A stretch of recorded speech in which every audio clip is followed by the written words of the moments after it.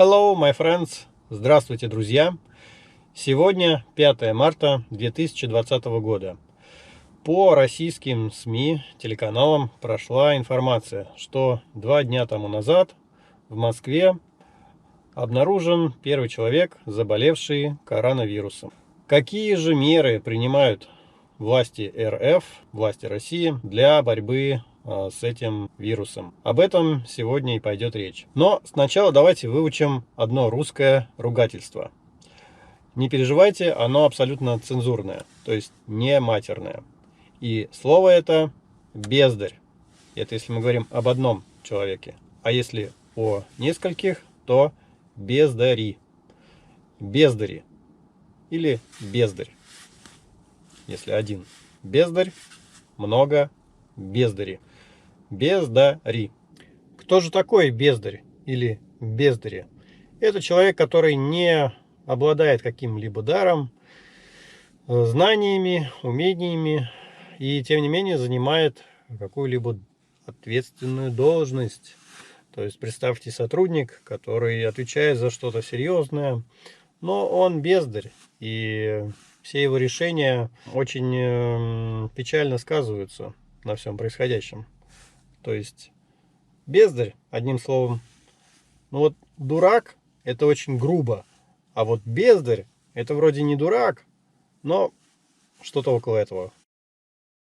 Ну а теперь про вирус. Поехали. Причем в буквальном смысле. Итак, вчера прочитал новость, что власти РФ, власти России запретили вывоз медицинских масок за пределы государства. Дело в том, что юмор помогает преодолеть страх. Поэтому все к таким новостям трезвые люди обычно относятся с долей юмора, с долей иронии. Все мы понимаем, что, во-первых, маска не защищает от вируса медицинская, а во-вторых, какой смысл вывозить их из России, если их сюда привозят из того же самого Китая? Скорее всего, даже если их здесь производят, то они получаются настолько дороги, что продавать их в другие страны, но как минимум бессмысленно, потому что тот же самый Китай продает эти маски, скорее всего, значительно дешевле. Конечно, может сложиться ситуация, что во всем мире закончатся маски, и тогда последние коробки будут в России, где-то там на дальних складах. Вот тогда, да, этот запрет будет иметь место. Вообще, российским властям сейчас совсем не до вируса, у них другие проблемы. Это внесение изменений в Конституцию. Инициировал внесение изменений в Конституцию президент Российской Федерации. Там много всего, что он хочет поменять, даже включить Бога вроде как в Конституцию.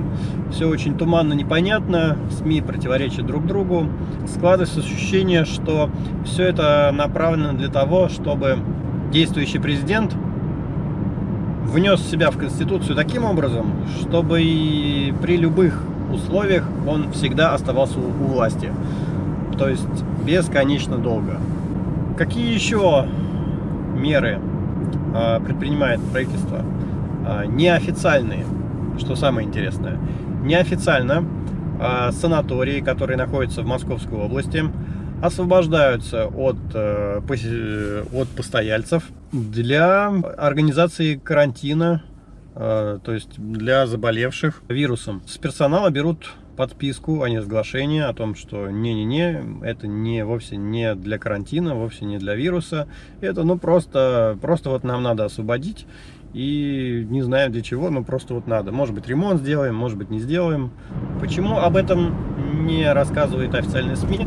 Ну, потому что это Россия, и здесь всегда пытаются о чем-то умолчать, что-то замолчать, о чем-то не рассказать. Все мы знаем Чернобыльскую катастрофу, когда несколько дней не говорили о ней, пытались как-то замолчать, умять, замять, сами все сделать, все потушить и не предпринимать никаких мер. Боюсь, что ничего не изменилось в России с тех пор, и в любой опасной ситуации власти РФ, власти России всегда поступают именно таким образом. Пряча голову в песок, замалчивая, умалчивая, делая секреты, беря подписки о неразглашении и все в таком духе. Так, но это все официальные СМИ. А что на практике, на своем опыте? Лично я столкнулся с проблемой вируса. Дело в том, что в школах сейчас при входе детей в школу меряют у каждого температуру, и если она повышена по какой-либо причине, его отправляют домой в сопровождении родителей. Так случилось, что мой ребенок заболел, на утро у него была небольшая температура, и понятно, что везти в школу его уже не было смысла. В любом случае его вернули бы домой, да и зачем больному ходить в школу. Каждый гражданин России имеет социальную медицинскую страховку. То есть я могу совершенно бесплатно вызвать врача-терапевта на дом к ребенку, чтобы тот его посмотрел, поставил диагноз, назначил лечение и выписал справку о том, что он действительно болен, которую я потом предоставлю в учебное заведение. Что ребенок не просто так прогуливает, а действительно заболел. Я, конечно, позвонил и вызвал врача. И что мне ответил в итоге врач? Итак, представлю, не знаю, 3 варианта ответа. В течение часа буду. Приеду к вам вечером. Пейте витаминки, само пройдет. Или приеду к вам завтра. Внимание, правильный ответ. Приеду к вам завтра, потому что вызовов много. И сегодня я к вам приехать не успею. Врач один на большое количество домов. Ну, завтра так завтра, хорошо. Что ж, ждем завтра. Врача нет. Утром его нет, днем его нет. Звоним еще раз, и оказывается, что врач, который должен был прийти, заболел. И говорят, вызывайте врача заново. Ну что же, вызвали заново, и вот сегодня по-прежнему жду врача. И надеюсь, что все-таки бесплатный доктор придет и как-то хотя бы обозначит, утвердит то, что ребенок действительно болен, а не прогуливает. Вот так Россия готова к встрече с вирусом. То есть объявили, что каждого ребенка при малейшем чихе и температуре отправляйте к врачу, но по факту врачей-то, количество врачей не увеличилось, количество поликлиник не увеличилось, количество больниц, соответственно, тоже не увеличилось, а обращение увеличилось в разы.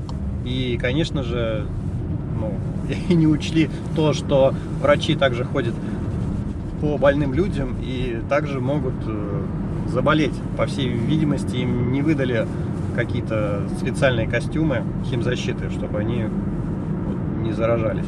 Они ограничиваются обычными масками, но все мы знаем, что маски не защищают ни в коем образом от вируса грипп. И пока я путешествовал по городу, все-таки приехал врач к моему ребенку, послушал, сказал: нет, это не коронавирус, можете не беспокоиться. Выписал бумажку, с которой нужно будет прийти в поликлинику. Дело в том, что в детской поликлинике сейчас при входе также меряют всем температуру. Но почему-то только детям, а взрослым не меряют. Вот загадка. Так вот, если у ребенка температура, отличающаяся от нормальной, то его в поликлинику не пускают. Вот. Только если у него есть бумажка, которая указано, что это не коронавирус, такой некий пропуск. И еще одна интересная история произошла. В школе девочка почувствовала себя плохо, подошла, сказала: мне плохо, мне кажется, у меня температура. Ей померили температуру, естественно, бесконтактным градусником. Сейчас другими нельзя мерить температуру. И показала, что у нее 35,5. Говорят: девочка, иди, ты симулируешь, иди учись. Вот. Она позвонила маме и сказала: мама, мне плохо, а мне говорят, что я симулирую. Мама примчалась в школу со своим градусником, померила и намерила 38. То есть повышенную температуру. Обратилась в медслужбу и попросила взять анализ на коронавирус. Поскольку все напуганы, все боятся, вот, потому что информация отсутствует и много всяких домыслов и слухов. Так вот, на эту просьбу ей ответили, что мы не можем взять пробу на коронавирус. По той простой причине, что у нас нет ничего для этого.